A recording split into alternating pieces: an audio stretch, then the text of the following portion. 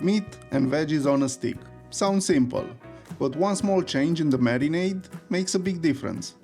I'm also making a quick yogurt garlic sauce for these.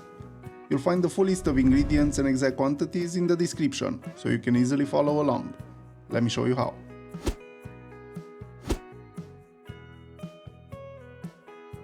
I prepare the meat a day in advance and let it marinate overnight to get some more flavor out of it. I use pork leg, not the shoulder cut, because it's easier to cut into cubes. First, I trim it down so it's easier to work with, and I'll use the offcuts for a delicious stew later. Once the meat is trimmed, I cut it into slices, then into strips, and finally into bite-sized cubes. For the marinade, I'm adding salt, black pepper, and one optional ingredient, shio koji. It's a salty fermented marinade made from koji rice. You don't really taste it, but it helps tenderize the meat and adds a subtle sweetness in the background. I mix everything well and leave it in the fridge overnight. For the vegetables, I keep it simple, with some different color bell peppers for contrast, which I'll cut into chunks,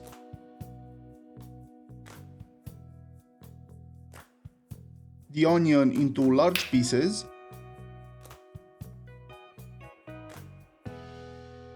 and I just cut the cherry tomatoes in half.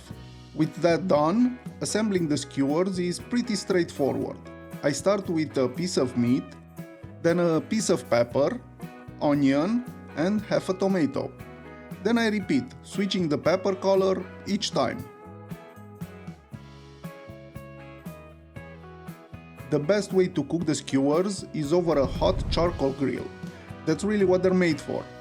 But that's not always possible, so I'll be using a grill pan, and once it's hot, I lightly oil it, then carefully add a few skewers.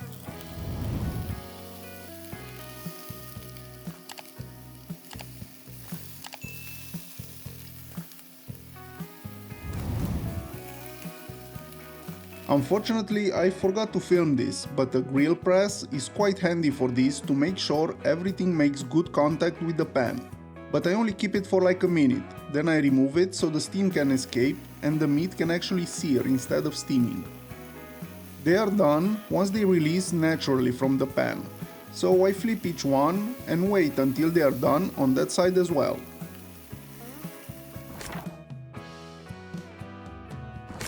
While they cook, I make a simple yogurt garlic sauce.